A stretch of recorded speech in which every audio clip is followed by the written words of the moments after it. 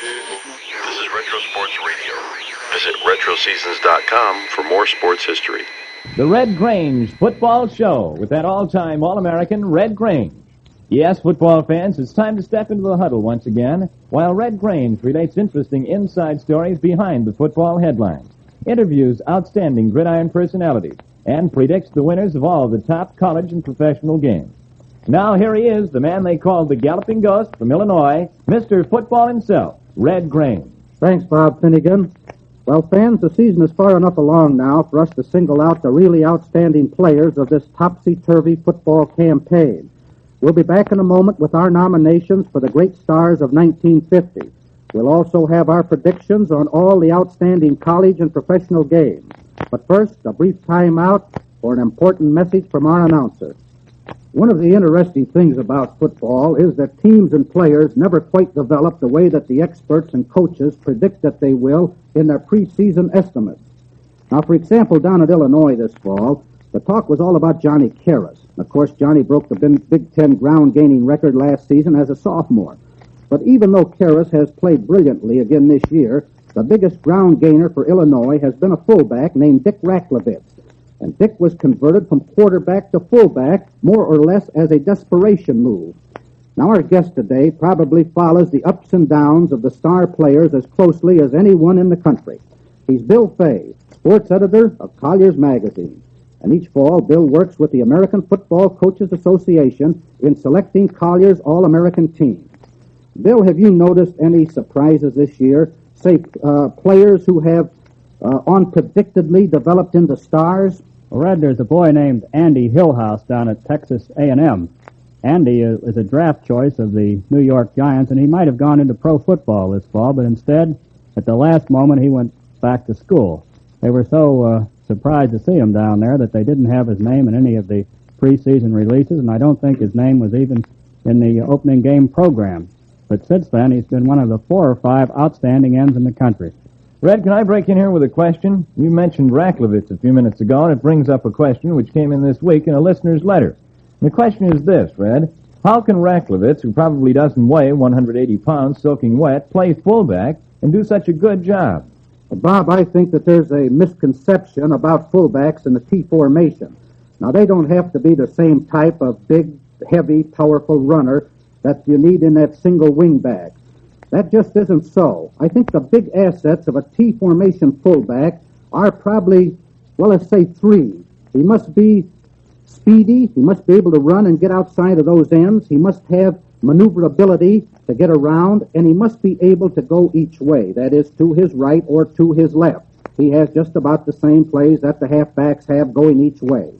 Of course, a T fullback must have a fair amount of power, but his big assignment is to be able to get outside the ends, and I mean either end. Actually, powerful halfbacks who are a step closer to the scrimmage line when the play starts usually are the most effective in the T formation, even more so than the fullback. Red, when the Bears were introducing the T back in 1940, I think their most potent runners on quick openers were the halfbacks, McAfee and Gallarno, whereas Phil Osmanski, their famous fullback, is the man who started that business of running around the end. That's right. Bill could really move, and he was a great fullback, Bill. And getting back to our mid-season size-up of the outstanding stars, I was wondering, Bill, who seems to be shaping up in the coach's scorecard as the player of the year? Well, first I'd say Janowitz of Ohio State. He's a one-man backfield. He does almost everything. And right behind him, there's Heath of Oklahoma, the man they call Mule Train out at Oklahoma. Good word for it, I guess. That. Every year, Bill, it seems you can find a few players who seem to stand out by virtue of their color as well as their ability. And thinking back, I can always remember fellas like Jack Cannon, the old Notre Dame guard who played out there without a headgear, and little Albie Booth of Yale. And has 1950 produced anyone as colorful as, say, Cannon? Well, there's Bud McFadden. I think he plays guard, the same position that Cannon used to play. Bud's down at Texas. He weighs 245 pounds. A little bigger than Cannon. He wears a size 48 suit coat.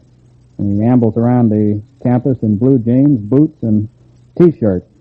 Bud also plays the fiddle left-handed and goes on the radio. And he's quite a guard. I think he's an outstanding candidate for All-American. And little story about Bud when he was first thinking about coming down to Texas. He wrote a letter and wanted to bring his horse to school. And they wrote back and said that Bud could have the scholarship, but he'd have to leave the horse at home. Well, thanks, Bill Fay, for being our guest. We've enjoyed it very, very much. And we'll be looking forward to seeing you again in about a month to talk over the final 1950 All-America selection in Colliers, who the players are and why the coaches picked them. Now, fans, let's take a quick rundown on the teams still in the running for the national championship. In the East, Army. And Army got over its last big hurdle by beating Pennsylvania. I think they have a pushover with New Mexico this coming week, and undoubtedly they will go through the season undefeated, untied, but probably will not be the mythical national title holders because they played too easy a schedule. Ohio State, I think that they're looking better each Saturday and probably right now are the best team in the country. Down south, it's Kentucky. But Kentucky, like Army, have not played too robust a schedule. They'll have to win convincingly over Tennessee 2 weeks hence to merit real national championship consideration. In the Southwest, Oklahoma's on top by virtue of an earlier 14-13 win over Texas. And that looms more impressive in light of Texas upsetting Southern Methodist 23-20 last Saturday. Now, you have to rank Oklahoma on top on account of the scores. But actually, all three are so closely matched that the results would probably be different every time they played. Out in the far west, California. California's on their way to their fourth straight coast title.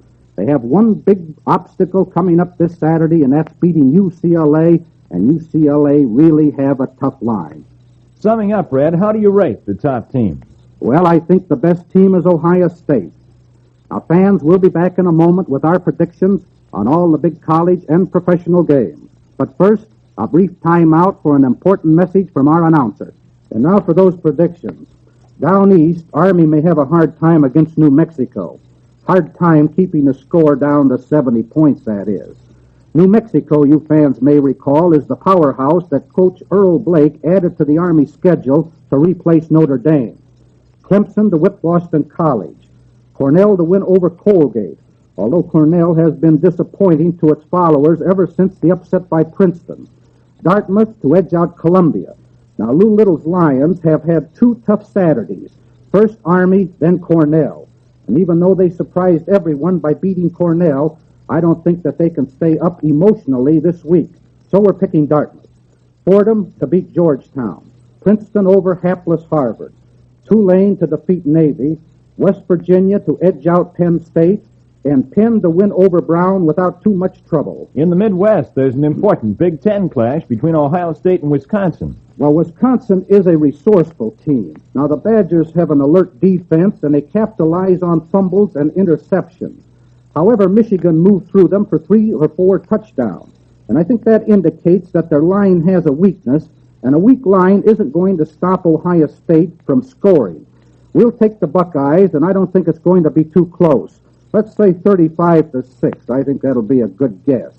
Now, elsewhere in the Midwest, it's Michigan State over Minnesota, Nebraska to edge out Kansas State, Michigan to beat Indiana. Although the Wolverines are having a lot of backfield injuries up there, and Indiana could win if the Chili can click as he did against Notre Dame. Illinois to top Iowa, Northwestern to beat Purdue, Iowa State to win over Drake, despite Johnny Bright's powerful running. Drake should set a big new intercollegiate record for total offense in this game. And I like Notre Dame to beat Pitt. Red down south, unbeaten Kentucky goes after its 9th straight against Mississippi State. Yes, and I think the Kentucky Wildcats are going to get number 9. With Babe Perilla passing and Bill Lascavar picking up plenty of yardage at fullback, they'll have entirely too much offense for Mississippi State. Alabama to top Mississippi Southern. Georgia to edge out Florida. Louisiana State to beat Vanderbilt, although Vanderbilt's passing attack with Bill Wade tossing to Bucky Curtis makes this game a definite upset possibility. Now, Curtis, I think, is the best pass-catching end to come out of the South since Ken Cavanaugh. He's the boy the Chicago Bears have, you know, and I think that this boy is definitely an All-American. Maryland over North Carolina in a close one. And I like South Carolina to top Citadel, Tennessee to win over Tennessee Tech, and Georgia Tech to defeat VMI. How about that West Coast battle between California and UCLA? Well, here's one I'm going to stick my chin out on, Bob. Now, California, which beat Washington last Saturday, seems well on its way to another Pacific Coast Conference championship. Now, we have a hunch that UCLA will stop California's ground attack, and they might squeak through to a close victory. Let's say it'll be 7-6 or maybe even 6-0 with that good defensive club that they have. Now, also out on the West Coast, we're picking Wyoming over Brigham Young, Washington to top Oregon, Santa Clara to defeat San Francisco, and Oregon State to whip Idaho. In the National Pro League, Red, those New York Yankees will try to protect their one-game lead over the Chicago Bears this Sunday in the Western Division. The Yanks upset the Bears in New York 2 weeks ago. You think they can repeat this trick in Chicago? Well, I think they have a good chance, Bob, and I'm going to pick the Bears to take the Yanks.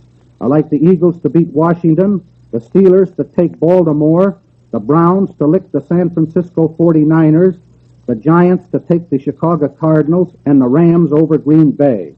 Well, fans, those are our predictions on all the top college and professional games coming up this weekend.